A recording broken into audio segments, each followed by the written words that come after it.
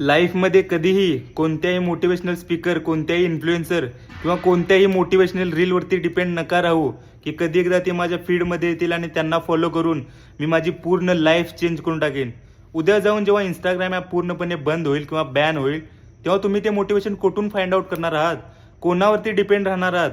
आणि जितके पण इन्फ्लुएन्सर मोटिवेशनल स्पीकर आहेत ते काय पैदायशी इन्फ्लुएन्सर किंवा पैदायशी मोटिवेशनल स्पीकर म्हणून जन्माला नाही आलेत किंवा देवाने त्यांना तथास्तु म्हणून वरदान नाही दिलंय की मरेपर्यंत तुमची लाईफ फक्त मोटिवेशनने फुलफिल राहील.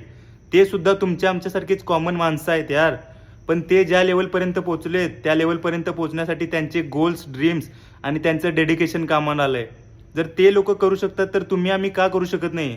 त्यांना सुद्धा आपल्यासारखं लवकर उठावं लागतं, डिसिप्लिन फॉलो करावं लागतं, रुटीनमध्ये राहावं लागतं. मग ते लोक करू शकतात, तिथंपर्यंत पोहोचू शकतात, तर तुम्ही आम्ही का करू शकत नाही.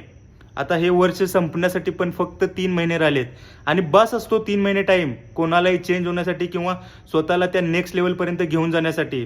त्यामुळे अशा गोष्टीमध्ये फालतू टाईम वेस्ट नका करू ज्या गोष्टींमधून तुम्हाला 1% सुद्धा बेनिफिट नाही भेटत. तुम्हाला समजतंय? आय होप तुम्हाला समजतंय.